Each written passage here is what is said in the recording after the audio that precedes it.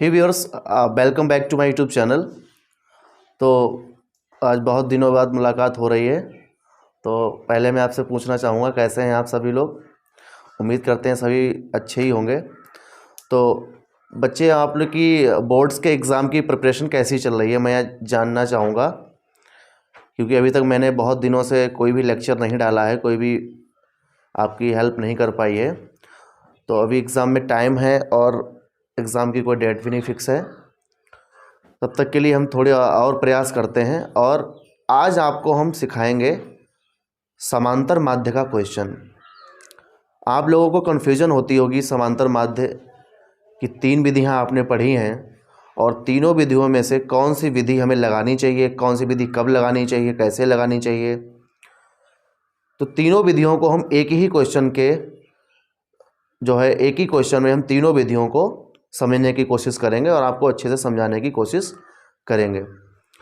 तो पहले हम क्वेश्चन लिख लेते हैं समांतर माध्य का और फिर दिखाते हैं आपको तीनों विधियों से आंसर निकालकर। चलिए स्टार्ट करते हैं हमारा एक क्वेश्चन। तो जैसे कि हमारे पास ये बुक आपके 10th की ही है, इसमें देखिए क्वेश्चन आपका जो लिखा है समांतर माध्य का, सांख्यिकी चैप्टर आपका जो 14 चैप्टर है वो सांख्यिकी का है। उसमें पहला ही जो आपका आता है, पहला ही क्वेश्चन हम सबसे पहले ले लेते हैं। चलिए फटाफट से इसे राइट कर लेते हैं, फिर आपको दिखाते हैं। तो चलिए स्टार्ट करते हैं। देखिए आपके एग्ज़ाम में जो समांतर माध्य का क्वेश्चन आता है उसमें आपको कुछ इस फॉर्मेट में वर्गंतराल और बारंबारता दी हुई होती है। हर क्वेश्चन में आपको दिया होता है वर्गंतराल और बारंबारता। तो इसको सॉल्व करने के आपके 3 मेथड आपके सिलेबस में हैं। उन तीनों मेथड को हम डिस्कस करेंगे एक ही क्वेश्चन में।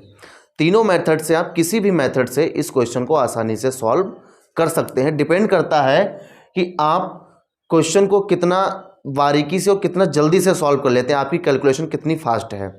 जितना ही आपकी कैलकुलेशन फास्ट है उतना ही इजी मेथड आप इसमें लगा सकते हो। कैसे लगाते हैं देखिए। अब जो बारंबारता है, समांतर माध्य का फार्मूला हमारा जो होता है वो होता है जो आंकड़े हैं हमें उनका योग और आंकड़ों की टोटल संख्या निकालनी है। तो आंकड़ों की जो कुल संख्या है वो तो हमारी बारंबारता का योग हो जाएगा। तो सबसे पहला जो आपका स्टेप है वो आपको बारंबारता का योग फाइंड कर लेना है। यानी कि जो बारंबारता हमें दी है उसका योग कितना है, देखिए यहाँ जोड़ लेते हैं। 3 तो 5 और 7 12 और 6 3 18, यानी कि जो 30 है। समेसन एफ जो आ जाएगा आपको, यानी कि जो बारंबारता का योग है वो आपका आ जाएगा 30। ये हमारा सबसे पहला काम हुआ। इसके बाद इसमें हम निकालते हैं एक्स। एक्स को हम बोलते हैं मध्यमान। मध्यमान जो है हमारा एक्स हम फाइंड कर लेते हैं। ये स्टेप्स आपको करने ही करने हैं। अब मध्यमान कैसे निकालेंगे? मध्यमान निकालने के लिए हमारा फॉर्मूला होता है जो वर्ग अंतराल है, वर्ग अंतराल की लोअर लिमिट यानी कि निम्न सीमा और अपर लिमिट यानी कि उच्च सीमा, दोनों को जोड़कर और उनका आधा कर दिया जाता है। जैसे कि यहाँ पर वर्ग अंतराल आप देख रहे हैं 10 से 25। तो 10 से 25 में जो हमारी निम्न सीमा है वो 10 है और अब उच्च सीमा जो है 25 है। इन दोनों को हम जोड़ते हैं तो हो जाएगा 25 और 10 35। तो 35 का जब हम हाफ करेंगे तब हमारा हो जाएगा 17.5। एक वैल्यू आप फाइंड कर लीजिए, बार बार आपको कैलकुलेशन करने की ज़रूरत नहीं है। अब आप देखिए वर्ग अंतराल में गैप कितना है। वर्ग अंतराल में आप देख पा रहे हैं 10 से 25, 25 से 40, 40 से 55, हर जगह आपको 15 का गैप मिल रहा है। तो जो 15 का गैप है वो हम हर बार इसमें प्लस करते चले आएंगे तो ये हमारा पूरा मध्यमान का मान बगैर कैलकुलेशन के निकल आएगा। देखिए जब 17 में हम इसका निकालते हैं तो कितना आ जाएगा, इसमें 15 मिलाइए। देखिए 15 मिलाएंगे तो 7 और 5 12 का 1 और 2 और 1 हासिल और 1 1 2 1 3, तो 32.5 हो जाएगा। इसमें फिर से हम 15 ऐड करते हैं तो हो जाएगा हमारा 7 और 4 47.5। फिर से करते हैं तो हो जाएगा हमारा यहाँ पर 7 5 12 और 1 62.5। फिर से 15 मिलाइए तो 15 आ जाएगा 7 और 7 77.5। यहाँ पे फिर से हम 15 मिलाते हैं तो हो जाएगा 12 और 92.5। तो ये हमारे मध्यमान के आंकड़े हमें प्राप्त हो जाएंगे। अब जो फर्स्ट मेथड है हमारा, ये होता है हमारा प्रत्यक्ष विधि का, इसे हम बोलते हैं डायरेक्ट मेथड। जो हमारी प्रत्यक्ष विधि है वो होती है डायरेक्ट मेथड की। डायरेक्ट मेथड में जो है हमें क्या करना है, अब सिंपली आप जितने भी आपके पास आंकड़े हैं हम आपको मल्टीप्लाई करनी है। अब यहाँ से आप बारंबारता और मध्यमान की, बारंबारता को हम एफ बोलते हैं, इसमें आपको एफ एक्स निकालना है, एफ एक्स। तो यहाँ से आप बारंबारता और मध्यमान की अगर विधि, बारंबारता और मध्यमान की अगर मल्टीप्लाई कर सकते हो तो आप सभी आंकड़ों को यहाँ पर लिख लीजिए। और पहला जो फार्मूला हमारा हो जाएगा sigma F x upon sigma F, ये समांतर माध्य का फार्मूला बन जाएगा। इन आंकड़ों को आप मल्टीप्लाई करेंगे, मल्टीप्लाई करने के बाद आप इस पर लिखेंगे और सारे आंकड़ों को यहाँ पर आप जोड़ लीजिए। तो ये आपका पहला विधि हो जाएगी। अगर आपको कठिन लग रही है विधि कि हम मल्टीप्लाई नहीं कर पाएंगे एग्जाम में जल्दी से, तो दूसरी विधि आपकी आती है कल्पित माध्य की। कल्पित माध्य विधि। कल्पित माध्य विधि में आप क्या करेंगे, कल्पित माध्य विधि में अब इन आंकड़ों के मल्टीप्लाई फटाफट आपको करके नहीं दिखाएंगे, क्योंकि वीडियो में हम मल्टीप्लाई करेंगे तो वीडियो बड़ा हो जाएगा। ये आपका सबसे इजी मेथड होता है। इसकी मल्टीप्लाई आप करने के बाद और इनका योग और इसका योग आप डिवाइड कर देंगे, तभी आपका समांतर माध्य निकल आएगा। चलिए आपको मल्टीप्लाई करके देख लेते हैं। चलिए देखिए, वीडियो को पॉज करके हमने इसकी मल्टीप्लिकेशन आप लिख ली है इसमें फटाफट। देखिए 17.5 की मल्टीप्लाई 2 से करेंगे तो 35 मिलेगा। इस तरह से हम इसकी सबकी मल्टीप्लाई हमने लिख ली है। और जब इनका हम समेशन निकालेंगे सिग्मा एफ एक्स तो 1860 आएगा। और समांतर माध्य में बताया sigma F x upon sigma F, तो इसका डिवीजन करेंगे तो 62 आ जाएगा। तो ये सबसे सरल मेथड है, लेकिन एक शर्त इसमें है कि आपके आंकड़े थोड़े सरल होने चाहिए, तभी ये मेथड कारगर है।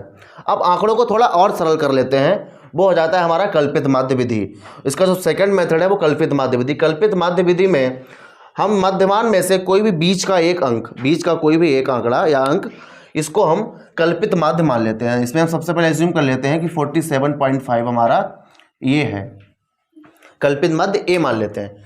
इसमें आप कल्पित माध्य को यहाँ भी मान सकते हो, आप यहाँ भी मान सकते हो, कहीं भी आप मान सकते हो। जितना आप मानोगे उसी हिसाब से आपका क्वेश्चन लग जाएगा। तो चलिए 47.5 को हमने ए माना है। अब इसमें आपको निकालना होता है डी। डी निकलता है हमारा x माइनस ए। डी बराबर निकलेगा हमारा x माइनस ए से। अब x माइनस ए का मतलब क्या है, इसको जो आपने a माना है, इसको स्मॉल ए लिख लेते हैं।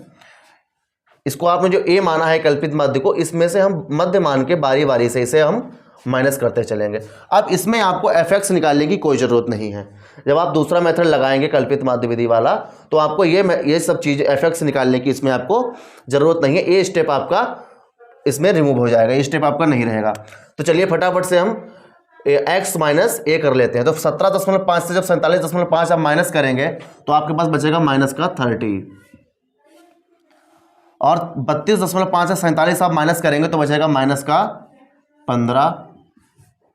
47.5 से आप 47.5 माइनस करेंगे तो 0 बचेगा।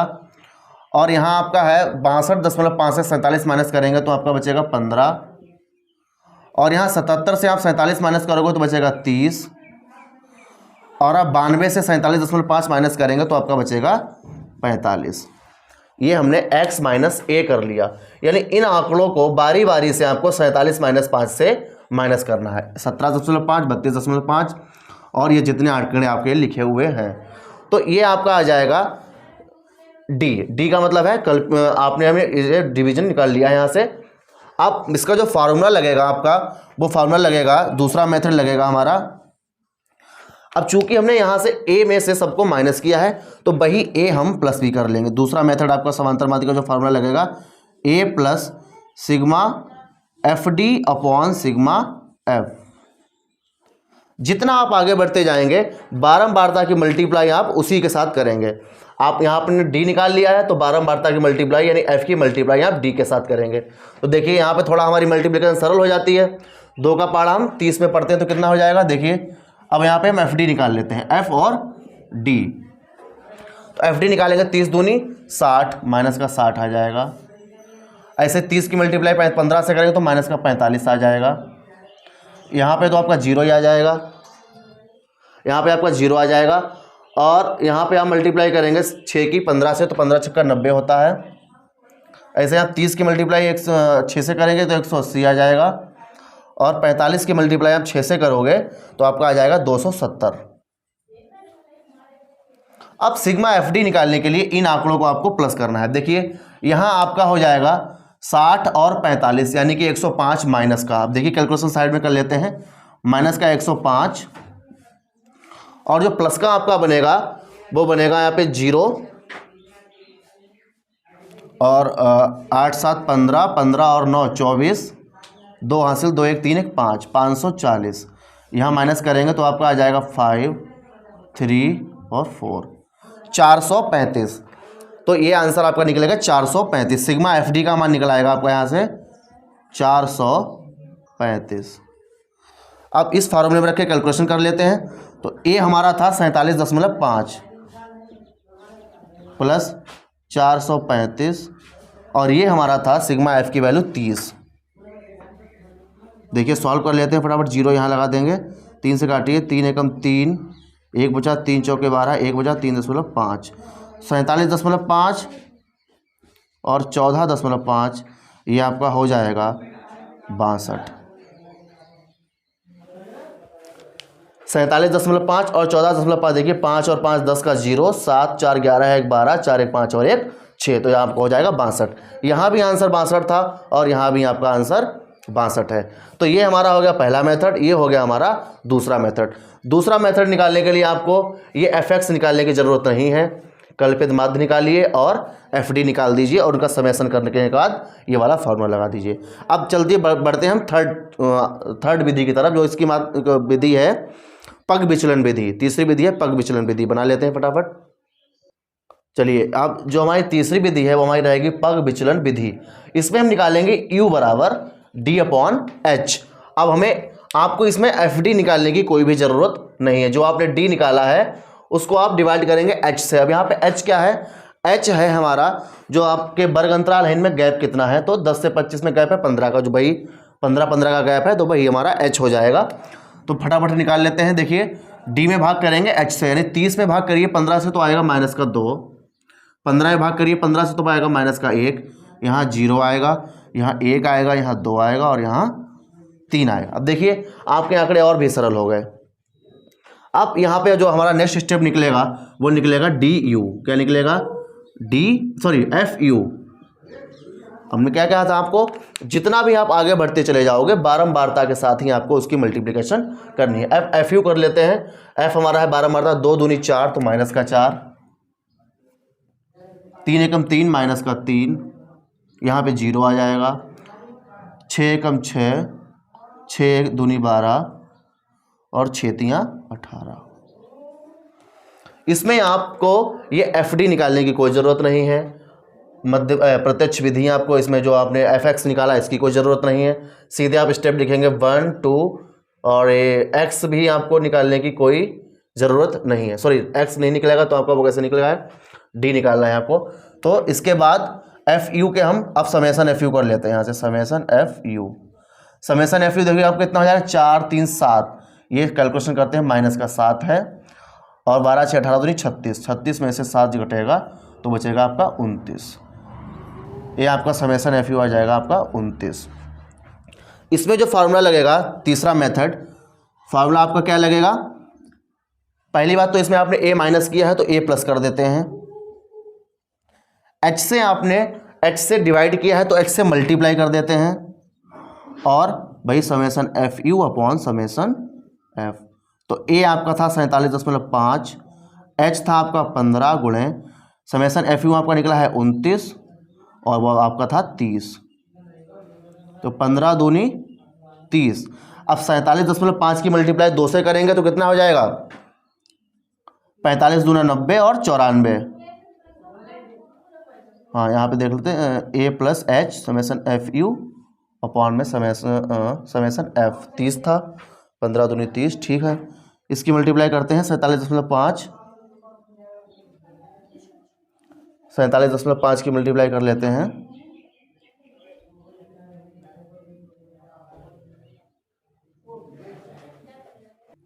यहाँ से आपका आएगा 47.5 और 29 का हाफ करेंगे तो आएगा 14.5। ये दोनों जोड़ेंगे तो आपका आ जाएगा 62। तो इस तरह से आपने देखा कि तीनों विधियों में हमारा समांतर माध्य 62, यहाँ भी 62 है और यहाँ भी 62 है। तो एक ही क्वेश्चन में हमने आपको ये तीनों विधियाँ बहुत ही आसानी से समझाई हैं।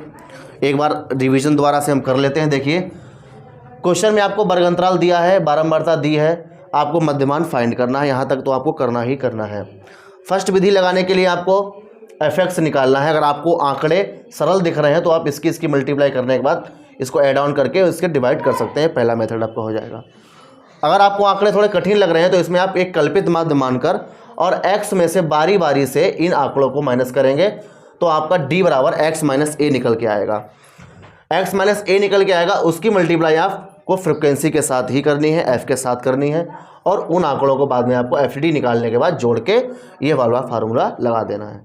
तीसरे मेथड में अगर आपको यहाँ पर भी आंकड़े थोड़े कठिन लग रहे हैं, मल्टीप्लाई आप नहीं कर पा रहे हैं, तो आपको ये पग विचलन विधि u बराबर d/h, इसका जो वर्गांतराल का जो गैप है उसको आपको d से बारी बारी से माइनस करने के बाद और समेसन FD निकाल के ये वाला फार्मूला, समेसन FU निकाल के a plus H summation FU पान समेसन F वाला ये फार्मूला आपको यहाँ पे लगा देना है।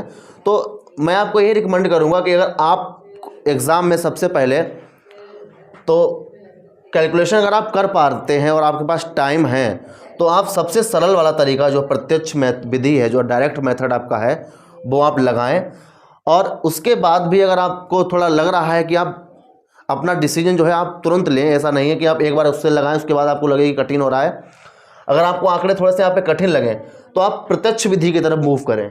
तो आप प्रत्यक्ष विधि तो आपने देख ली, उसके बाद अगर प्रत्यक्ष विधि से आपका क्वेश्चन थोड़ा सा बड़ा जा रहा है, आपको लग रहा है कि मल्टीप्लाई हम नहीं कर पाएंगे, तो आप कल्पित माध्य विधि तक अपना क्वेश्चन सॉल्व कर लें, क्योंकि इतना कठिन क्वेश्चन नहीं आता है। और फिर भी अगर आपसे नहीं हो रहा है तो आपको लास्ट में ये पग विचलन विधि वाला लगाना पड़ेगा। आई होप कि आपको एक पूरा समांतर माध्य का कॉन्सेप्ट जो हमने बताया है वो आपको समझ में आया होगा और एग्ज़ाम में आपसे इसका क्वेश्चन नहीं छूटेगा।